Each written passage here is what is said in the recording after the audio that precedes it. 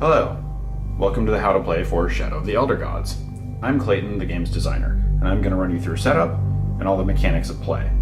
At the end I'll also go over all the components, but I want to show you how to get things going and get into the game as quickly as possible. So let's get started. So the first thing we're going to review is how to set up the game. I've already taken the liberty of placing out the corruption tokens, the shadow tokens, and the threat tokens, and the main game board. I've also set up 4 of the player characters with all their clips set to 0, and placed their player tokens next to them. Now, in order to actually set up the game, we have to do a few things. First of all, we need to give one of the players randomly the Ring of Shadows. So I'm just going to pick Frances for the purposes of this demonstration.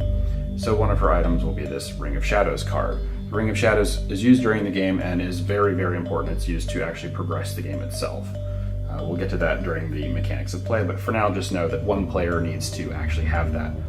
When a player is given that at the beginning of the game, they also need to be given this token, the Threat Start Marker. So you pass that to them.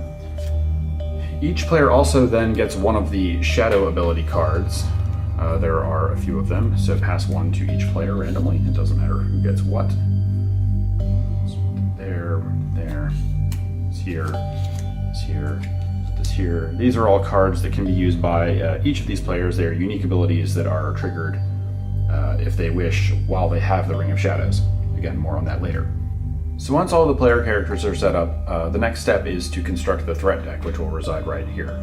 The threat deck is basically the sort of clock for the game, and it's the thing that players are working against and attempting to survive. So on the back of this player reference card that comes with the game, there's a quick reference, so you don't need to consult the manual for how to put this deck together. It varies based on the number of players, and there's also a sort of insane mode for people who play this quite a bit, which is very difficult. So the way that this works is, and I'll just place this here for now, there are threat cards in the game. The threat cards have 2 sides. There's this yellow Arkham side, and then on the back there is a sort of bluey-green shadow side, where the shadow side represents the threat behind the scenes, and then the sort of Arkham yellow side face are the things as those threats sort of manifest in the world. The players are working against those threats, trying to undermine them. So in order to build this deck, we're going to need 6 cards of very specific levels. So for 4-player game, we need 4 level 3 cards and 2 level 2 cards. I've set a few of these aside, so here are level 3 cards and our level 2 cards, and they need to go in a very specific order. You'll also notice there's this E0, E2, and E1. Now those are Elder cards. In the game, players are working against a specific Eldritch threat, represented firstly by these tall cards, which represent the actual threat itself. So this is Gahat Nathoa. It's the recommended beginning Elder, so definitely start with this. So again, Shadow side, Arkham side. This is the card that goes on top of the deck. So what we're going to do is we're going to take this card, take 2 of our level 3 cards, put it below that. There are also smaller Elder cards, of which there are 2 for each Elder. Now, they're labeled E1 and E2. Now notice on the back there's a portrait of the Elder. There is an exception.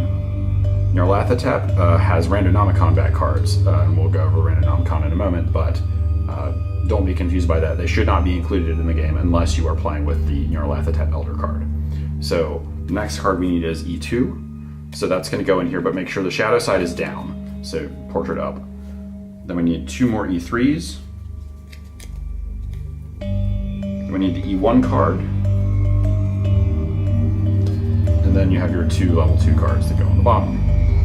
Now, during the game, you're not really going to want to pay attention to which cards you're using when you do this. Just sort of draw them random. You'll enjoy the game more if you don't know what's coming. So just look at the numbers, pick your cards out, construct your deck, and once it's ready, place it to the left side of the board, and then we can proceed. So the other cards that we're going to need to have are the Randonomicon deck. Now the Randonomicon is used for getting random values in the game. There are no dice in this game, so anytime you need something random, which is generally represented by a question mark in the game, you're going to consult one of these cards.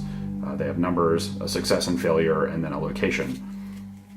We'll get to that more later in the mechanics of the game, but for now just know there's a Randonomicon deck and it should rest here. During the game, as you draw them, just place them here, and as you cycle through the deck, once it's all been drawn out, you can shuffle it and place it back again. And the last thing we need to do is lay out some initial asset cards. So the assets in the game are basically the items that you can get to sort of help you along the way. There's all sorts of things. They all have a different cost represented in the bottom right, and anything that they do, some of them are persistent effects, some of them are you discard, and you can use them basically as free actions. So at the start of the game, we place the asset deck to the top left, and we draw out 3 initial asset cards. And at this point, the game's set up and ready to go. It's actually pretty quick to set up once you know what you're doing.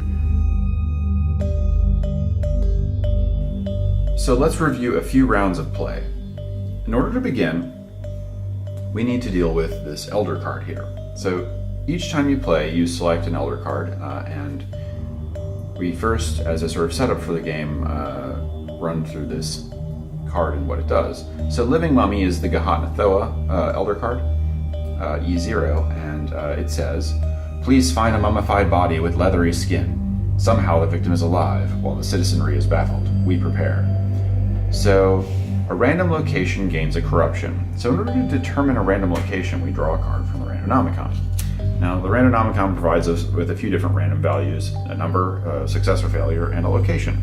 At this point, we're just worried about a location, so Arkham Police. So we take one of these corruption tokens, because it says a random location gains a corruption, and we place that on Arkham Police, as indicated on the Randonomicon card.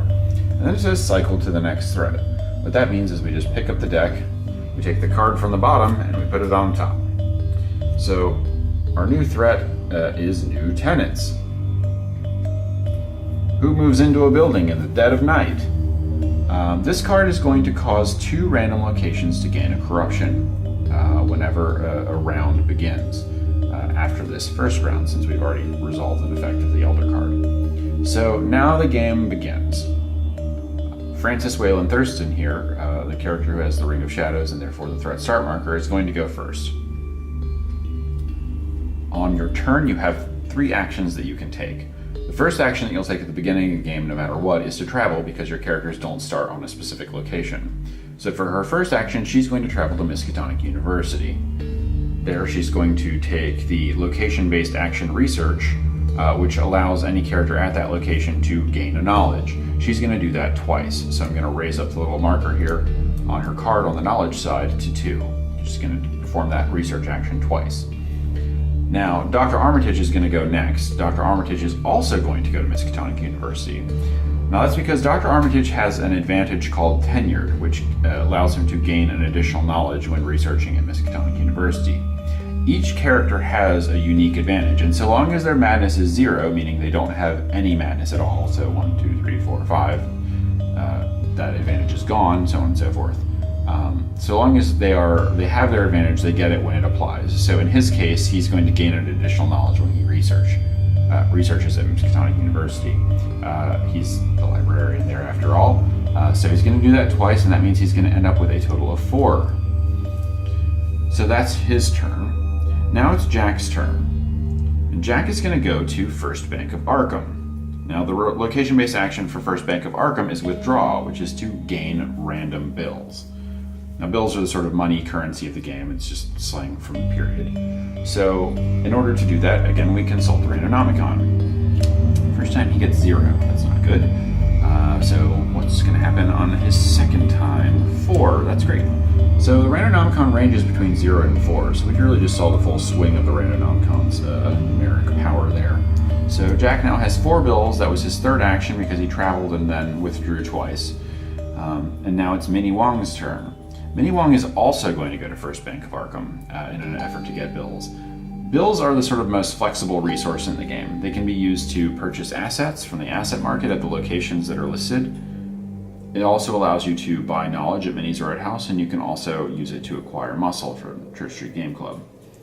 So Minnie's going to withdraw as her second action, and she gets a 3. That's great.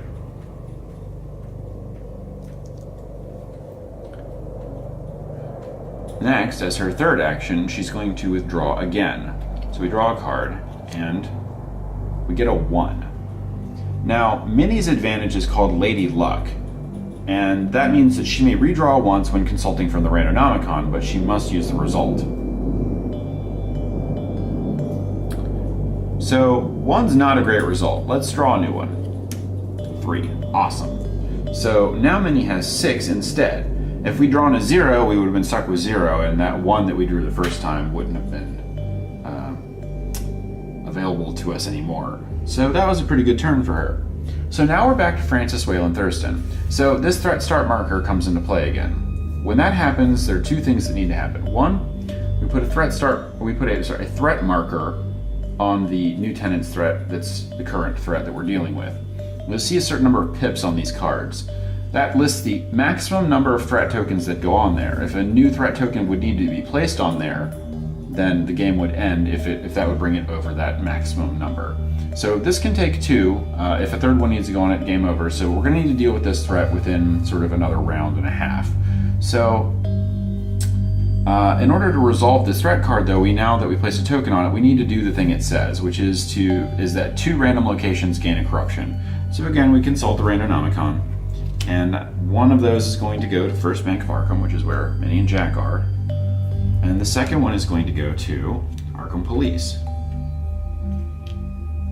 So now that that's been resolved, we need to deal with the asset market up here. So each time you remove the rightmost card, slide the other ones over, and then draw out a new card. If there's less than 3 cards, you just slide the existing cards over to the right and add a new card to the market. So long as there's less than 3, you just add a new card. So the old asset's gone, and now special delivery's in play. So we've resolved our threat, we've updated the assets, so now it's time for Frances to take another turn. So she's got 3 actions, she's still at Miskatonic University, and she's going to need a lot of knowledge. Knowledge is a very useful currency in this game. So we're going to bring her up to 5. She's just going to spend all 3 actions doing research. Knowledge is something that you can use to both deal with madness. There's a heal action you can take, which allows you to lower your madness by however many knowledge you spend to do so. And then also, using the Ring of Shadows to deal with these threats requires knowledge. So the player with the Ring of Shadows always needs a lot of knowledge. And if this is your first game and you're not sure what to get, it's definitely a good idea to stack up on a lot of knowledge, and not just that character, because other characters can feed that character knowledge. So definitely a good strategy. So now that that's been taken care of, she's taken her turn. Dr. Armitage is going to do the same thing, except he's only going to take 2 actions. That's going to bring him up to 8 again because of his advantage. He gets 4 instead of 2. 1 additional research, or 1 additional knowledge each time he does research. So as his third action, he's going to give resources to Frances as one of his actions. There's a location, or an action you can take at any location called Give. That allows you to pass 1 or more of any resources that you have, so knowledge, bills, muscle, any asset cards that you've purchased, as well as the Ring of Shadows. So at this point, he's actually just going to give her 5. Because they're at the same location, he's able to give her 5 knowledge, and that brings her up to her maximum of 10. That's going to prepare her to view the shadows using the Ring of Shadows next round. So that was his third action, and therefore the end of his turn. So now it's Jack's turn, and Jack is going to move to Church Street Game Club as his first action. Now he's got 4 bills, so he can either hire muscle or maybe get something off the asset market. So I think Jack's actually going to buy these pep pills. They only cost $1. They're available there, and they're going to allow him to discard this card for 2 additional actions on his turn. What that means is he's basically spending an action now, and he's going to be able to get 2 actions later on, perhaps when the situation's a little more dire. So one thing to note is that we do not immediately replace asset cards once they've been purchased. They're only updated during the resolution of the threat start marker on the player who has that marker's turn.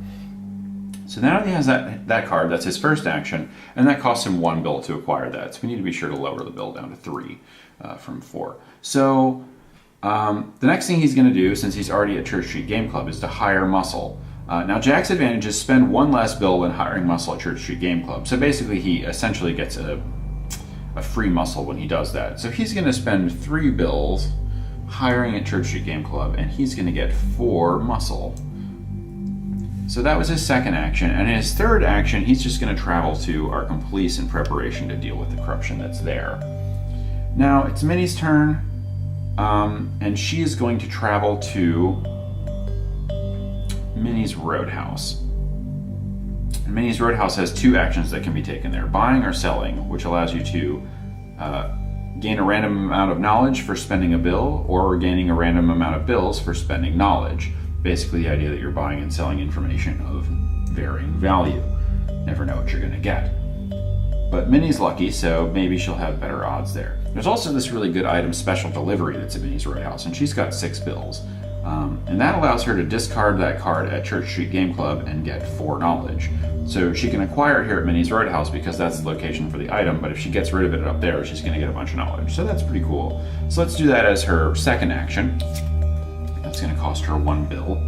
So she's down to 5. And then as her third action, she's going to attempt to buy knowledge for another bill. So we lower her down to 4, and then we're going to draw from the Randomicon and see how much knowledge she gets.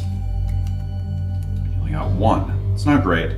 But again, she's got Lady Luck, so let's push our luck, see what happens.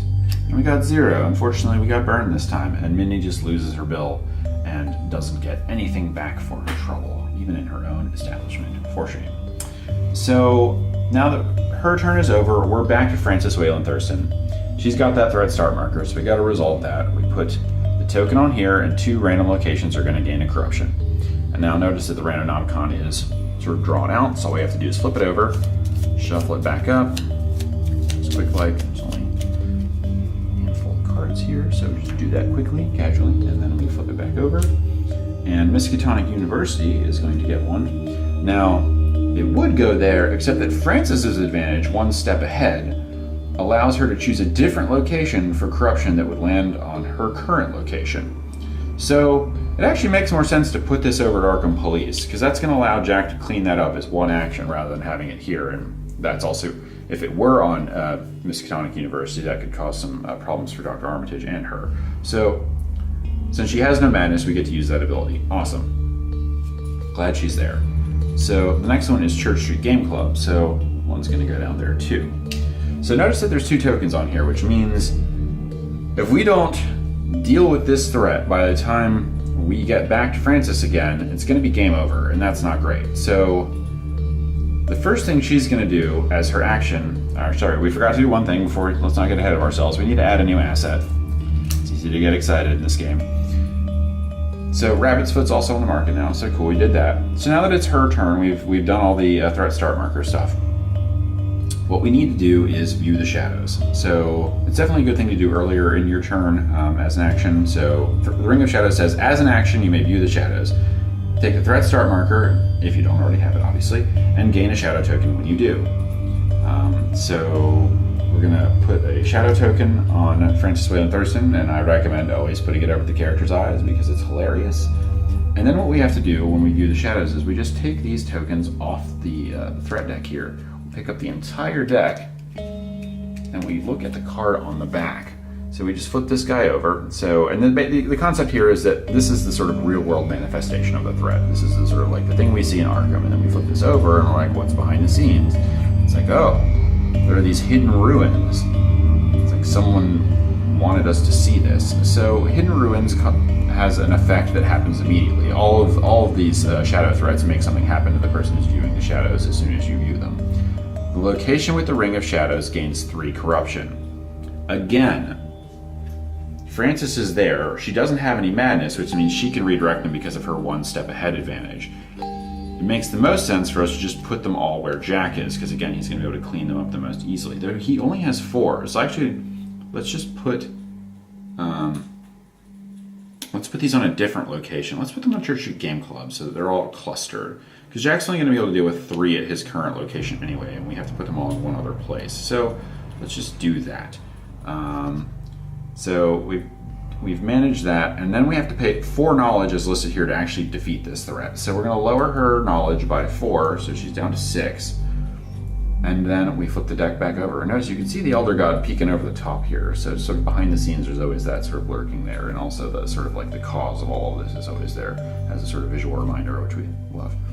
So we take the bottom card from the top to cycle it now that we've cleared that threat.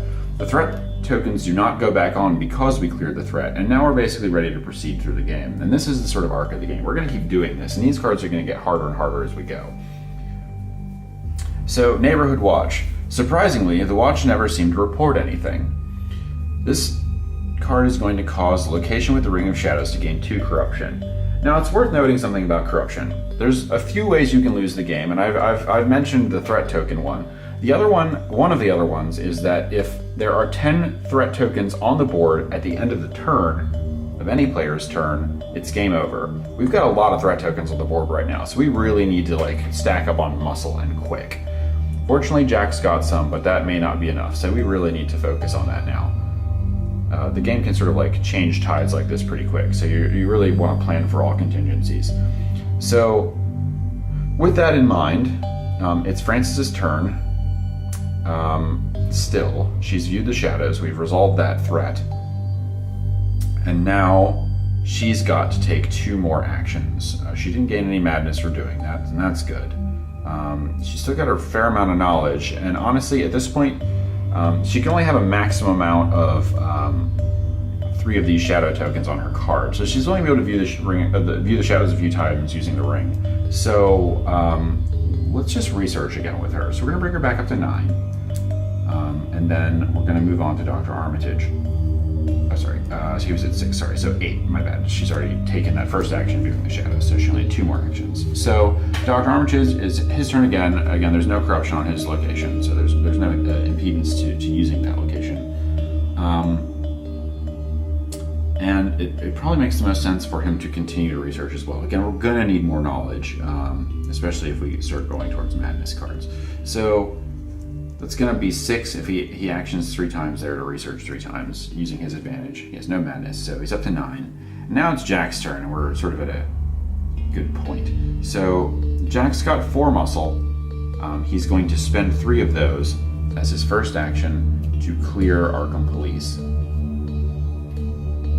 You can do all those in 1 action by spending 3 muscle, so that's pretty great. So we've just lowered our threat level there significantly. Good thing too. So now that was his first action. His second action is going to be to move over here to Church Street Game Club. Now he doesn't have enough to actually deal with all of this corruption at once. So we're in a bit of a bind here as far as muscle goes from here. So we may as well, we could clear 1 token. We have 1 muscle, but we may as well just try to get a little more. He can get muscle for free here essentially because of his advantage. So he's basically gonna, let's go for that. Now we can't just freely raise this because there's corruption here. So what does corruption do to a location? We haven't dealt with that yet.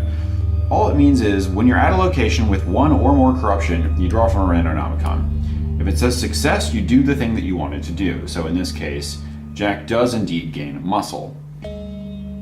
But if I drew a failure, that would not be the case. Now let's say you needed to spend a resource. You were spending a resource to do that. So let's say Jack was spending bills in order to gain muscle.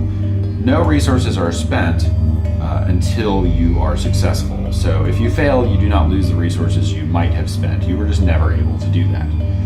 So that was Jack's last action. He was able to clear mood and then gain a muscle. That was a pretty good turn for him. We could use his Pet Pills card to try to go for more, but that seems a little silly at the moment. So maybe next turn if we're feeling like it's worth it. So let's see what happens. Now it's Minnie's turn again. She's got 4 bills. She's got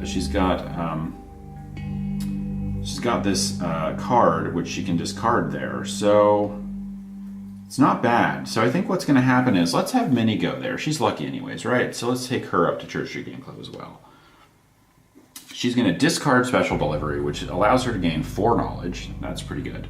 And that's not an action, mind you. Unless an asset says that that using that card is an action, then it's either a persistent effect or you have to discard it to use it. It'll explicitly tell you the conditions for use, and rarely is that an action.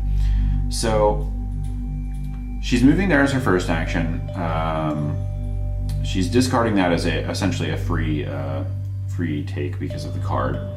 She's got 4 knowledge now. She's got 4 bills, and she's going to try to get 4 muscle. So as her second action, she is going to attempt to do that. Now remember, she's got Lady Luck, so she can redraw that failure, and she gets a success. Awesome. So we're going to lower her bills down to 0. She's going to hire up 4 muscle, and that was her second action. And as her third action, I think she's going to clear. So let's just have her get rid of those corruption tokens. I think we had 4, right? Yeah, totally. So she can just do that. So we're Fortunately, she was well equipped to do that, so we are able to clear those 4 using the 4 muscle that she just gained. And that's the end of her turn. That was a really good round for this team. So we're back to Frances Wayland Thurston again. She's got a lot of knowledge, but first thing we've got to do is resolve this threat and draw a new asset. So the location with the Ring of Shadows is going to gain 2 corruption, which again can be redirected because she's not crazy. So we're going to find out. We don't need to draw, right? It's not random. It's the location with the Ring of Shadows. So 2 corruption are just going to go somewhere because Frances is going to redirect them, and we may as well put them at the Bank of Arkham so it's easier to clean up later. So we've resolved that. We need to draw a new asset card. Let's see what we got. Arcane Scroll. Discard this card to view the shadows as a free action. That's a great card. So let's see what we want to do here. I think we are just going to want to deal with this threat again to keep this sort of like impeding corruption under control. We're doing well on knowledge, but we don't have a lot of muscle at this point, so it would be a good idea to sort of try to get that under control. So she's going to view the shadows again as her first action. Lift this up. We're going to flip the deck over and see what happens. Now, we've come across our first Elder card here. Beyond the original tall Elder cards, there are 2 smaller Elder cards that can go into the deck when we construct it, as described earlier during the setup. So, Got-Nathoa's first one is called Cheap Replica. Looking at a replica causes symptoms reminiscent of the first living mummy. All players draw from the Randonomicon. If you draw a 2, a 3, or a 4, gain a Madness. Discard this card and then resolve the next threat. So this isn't a reprieve, this is just another thing that's going to happen when we do the shadows. So we draw first for Frances, we do them in order, starting with the player who's doing this. So a 1, she's safe. Dr. Armitage, 0, he's safe. For Jack, a 2, Jack's going to gain a Madness. And finally Minnie, got a 1, so she doesn't even need to use her advantage, but she can still apply it here. So we discard this card and then we resolve the next threat. Let's not forget to give Jack his Madness. Okay, so now Jack's going a little bit crazy. Now, if Jack gets 5 Madness and has 5 Madness at the end of his turn, and this is the first time we've seen Madness in this game, that's another way that the game can end. Madness is bad, which is why there's this whole dark range here. Basically, the idea is that once you've become a certain level of crazy, you basically betray everyone in your entire team to the shadows, and you all lose collectively. So it's a good idea to keep an eye on that, but 1's nothing to worry about too much. It's going to happen. So now we need to finish resolving this threat for Frances. A random player gains 4 Madness, so somebody's about to gain 4 Madness. And if it's Jack, that's going to be tough for him, because if his turn ends and he has 5 Madness, it's going to be game over. So he's going to really need to prioritize healing if that happens to him. But let's see who it goes to. 2. So the way we count it is we go 0, 1, 2. Oh man, it's Jack. Okay, so Jack's got 5 Madness now. This is serious. And we need to lower the knowledge on Frances to get this card resolved. So we're down to 3. But we do clear this threat. Flesh and eyes without end. So many eyes, too many eyes. But it's resolved and we're safe from the eyes for now. Now we're on to Shadow Medium, which is a level 3 card. As indicated by this threat level in the bottom right. Now notice that this card only has 1 pip, and all the cards here on out only have 1 pip, which means you've got 1+ rounds as a team to make sure you've got enough stuff together to deal with the threats, and they're just going to keep costing more and more knowledge to heal or to clear, and the things that are going to happen are going to get worse and worse. Shadow Medium is thoughts occupy my mind that aren't my own. This causes a random player to gain 5 Madness, so that's like, you got to be prepared. This is bad. Like, everybody's, get your knowledge on deck. Let's get going. So this game gets hard. This is a tough game, and we can't forget to put a threat token there when she uses the ring. So that was her first action. Her second action should probably be to research again, quite frankly. She's going to need more of that knowledge because, look at what we're dealing with here. Madness, the only way to deal with madness is to have more knowledge. So we're going to raise her up to 5. And we're on to Dr. Armitage. Now, Jack doesn't have any knowledge, which means as soon as his turn is over, or if he doesn't get knowledge, he's going to be screwed. The whole team's going to be screwed. So as his first action, he's going to move to Church Street Game Club. As his second action, he's going to give Jack, I think he's just going to give Jack, let's just max Jack out. Let's give him 8. So bring Dr. Armitage down to 2, get Jack up to 8. May as well, we're here. Let's do it. So that was his second action. And his third action, he's just going to go back to Miskatonic University. Why not? Now it's Jack's turn, and Jack's first action is going to be to heal. It's going down 0, and then 3. Great. So Jack's not crazy anymore. Awesome. So after healing for his first action, he's actually just going to do 2 more higher actions at Church Street Game Club to hire some more muscle. So 1 and 2, because again, he got his advantage back. He can get his free muscle at Church Street Game Club. Pretty sweet. It's nice having old friends. So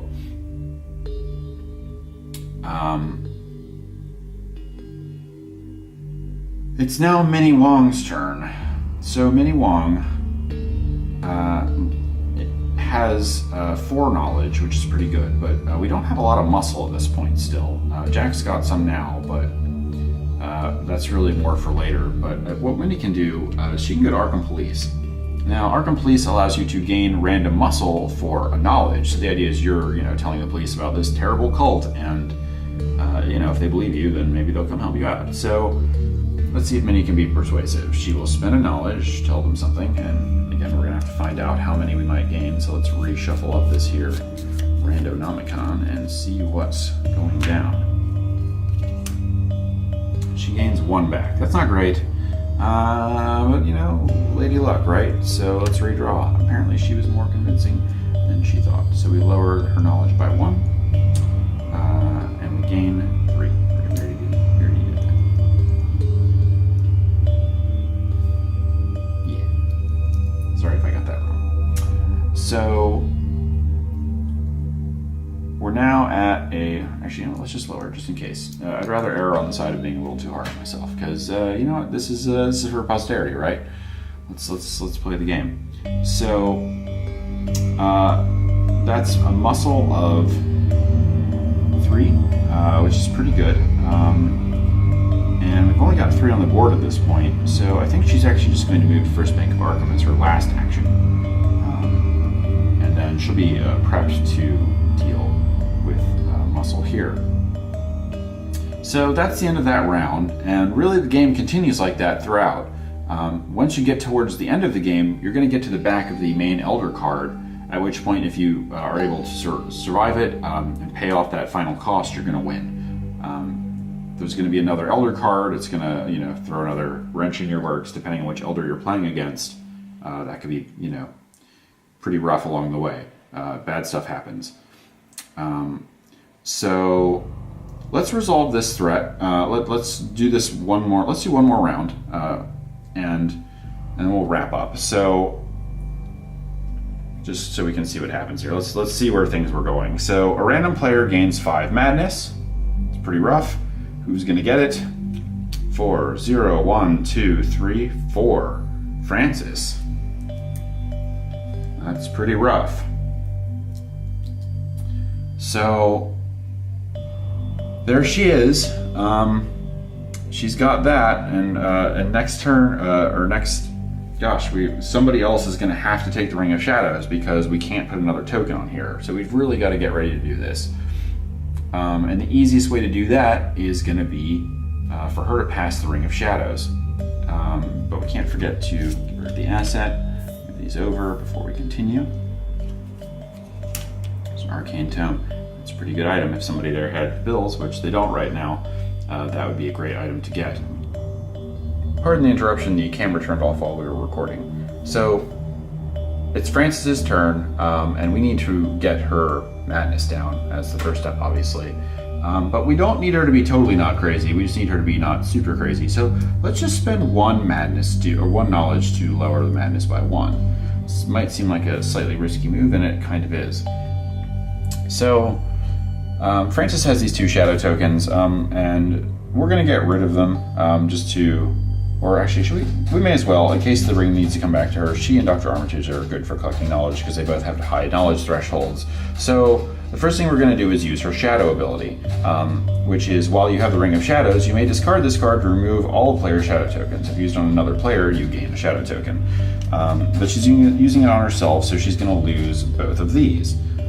So she's actually about to get rid of the Ring of Shadows, and that was a free thing for her to do. Those shadow abilities are only single use, and you can only use them while you have the Ring of Shadows. Now what we're going to do is, she's got a lot of madness on her, and rather than spend knowledge on that, she's going to travel to Church Street Game Club. That's going to be her second action, and as her third action, she is going to give 4 knowledge, as well as the Ring of Shadows, to Jack Galveston. Now Jack already has 3 knowledge. That's going to bring him up to 7 knowledge, and now he has the Ring of Shadows. Now, we're actually going to use a second shadow ability this turn. Jack's is called Reality Check. While you have the Ring of Shadows, you may discard this card to heal all the player's madness and gain a shadow token. So he's going to do that. He spends that. Now, Francis heals all the way back down to 0. Jack gains a shadow token. And that's the last of her actions. That was her give. So now it's Dr. Armitage's turn. And Dr. Armitage is going to gain 2 knowledge, 4.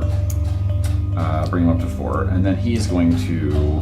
Actually, you know what? Let's just have him gain more knowledge, because in the future he's going to need more. Again, these rounds are getting tighter. So let's just bring him up all the way. So 6 and then 8. So that's the 3 research actions. Jack has enough to view the shadows this time. So it's Jack's turn. Let's just get to it. So the shadow medium, if it gets back to Francis's turn, it's game over, because we can't put another one of these threat tokens on here because there's only 1 pip on this card. So somebody's got to do this, and it's going to be Jack. Jack's going to be our hero today. So we pick up the deck. His first action is to view the shadows. He's got the knowledge. He's got the ring. So it says, as an action, view the shadows. Take the threat start marker. This is very important. Pass this when you use the Ring of Shadows to view the shadows. And gain a shadow token when you do. So he gains another shadow token. And then we get to view the shadows. So we flip the deck over. And this one's called Human Sacrifice. The location with the Ring of Shadows gains 4 corruption. Now, Francis is here, so we get to redirect that corruption. That was pretty lucky. So this is going to end up at Arkham Police. Why not? Let's just put him over there. Them corrupt cops. So, and then he's going to have to pay 5 knowledge in order to clear this card. So that brings me down to 2. 2. And then that clears the threat. Sweet. So we're back here, and now we've got our next threat, Paranoid Delusion. So this is going to keep going. That's the flow of this game. So the last thing to note is that if a player starts their turn without the Ring of Shadows and they have shadow tokens, they lose one of their shadow tokens at the start of the turn. So if Minnie had one of these, now it's her turn, she would discard it. The last thing to know, is that this marker is moved. So now when it's Francis's turn, we don't resolve the threat marker then, we resolve when we get to Jack. And that happens anytime another player views the shadows. And remember, these shadow tokens limit how many times you can do that. So the ring is going to get passed during the game. Whether or not you use your shadow ability to lower shadow tokens, at some point somebody's going to have to get the ring who wasn't the player who started with it. And Jack's got these pep pills, so he's got a lot of strategic options at this point. That's the sort of flow of the game. That's how this game is played. You manage your resources, you collect assets as you have bills to acquire them, you spend your time figuring out where to get muscle, where to get knowledge, when to acquire bills, when to spend bills, when to use your shadow abilities. It's all about sort of group thinking and management of these resources under these increasingly difficult circumstances of this elder god, waiting to come to life and sort of destroy things. So that's the game, and then at the end there is ultimately the final elder card. So when you view the shadows for the last time, you flip it over and you see Gahat Nathoa. You gain 5 madness. You pay 6 knowledge to imprison Gahat Nathoa and save Arkham. As soon as you do that, you win. As long as you've got that knowledge, it's game over and you all have won. That's when this card ends up at the bottom of the deck. So if you didn't have that knowledge, you'd still gain that madness, you'd still need to heal, and then you might, if you're lucky, have another round to stop what's going to happen. But things are going to be tight then. And each of these elders is different, so they each bring a different flavor to the game that sort of augments the sort of base play. It's challenging, it's fun. I hope this video was helpful in communicating the way the game works, that you understand it better as a result. If you have any questions, feel free to let us know, and we'll attempt to make improvements along the way. Thanks so much for your time, and thank you for checking out this preview of the rules of the game. I'd like to quickly review all of the components for Shadow of the Elder Gods with you. There are 5 character cards with enough clips for 4, since you can only play with 4 characters at once, but enough stands for all 5 character tokens. Each character card should have a matching character token. You should have 10 of these corruption tokens. The corruption tokens are used during the game to mark locations that have been influenced by the elder that you are working against. You should have 10 of these shadow tokens, which are used to denote when players have used the Ring of Shadows in order to further their cause, thereby exposing them to the sort of corruption of the elder. You should have 3 of these little threat tokens, which are used to be placed on the threat deck to indicate progress of the elder threat working against the players during the game, which triggers bad things to happen. There's also this threat star marker, which is used to denote the player whose turn it is when you should resolve these threat effects. So at the start of the player's turn who has this, you place one of these markers on the threat card that's currently at the top of the deck and resolve the effects listed on it. There are these shadow abilities in the Ring of Shadows card. The Ring of Shadows card is a separate thing, but they are all themed very similarly. These abilities are used when a player has the Ring of Shadows, and there are these 4 cards which are used by the players as sort of one-shot effects that are very powerful during the game.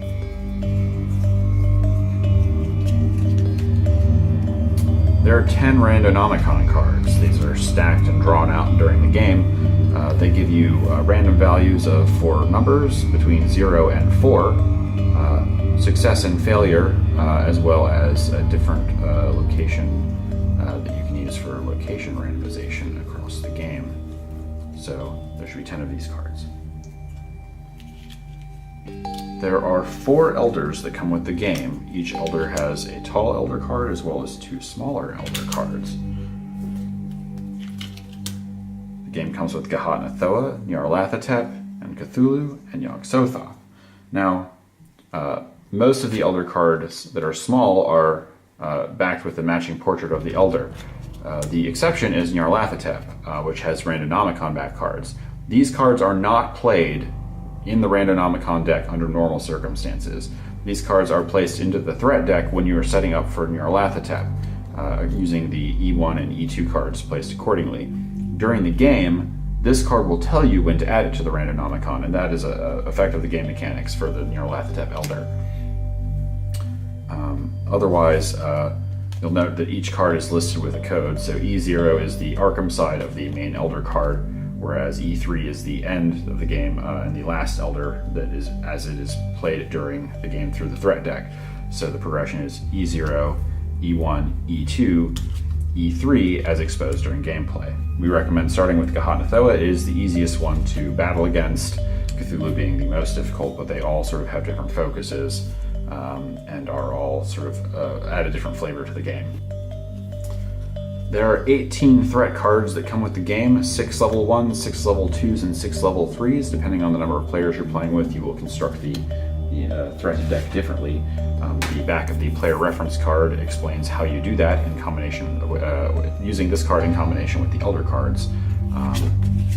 Again, the player reference card is very useful for multiple things as a quick reference, especially for that when you're setting up the game without needing to consult the manual. Thing to note on the threat cards is you only use 6 of them at a time during the game, so there's a little bit of variance there, which is nice. So game to game, you're never sure exactly which ones you're going to be dealing with. They each have an Arkham side, which lists the name of the card, the effect of the card, some flavor text, as well as the level, or the difficulty of the card, the threat level. And each of the Arkham side of the card have pips on them. So based on the card, level 3s have 1, level 2s have 2, and level 1s have 3.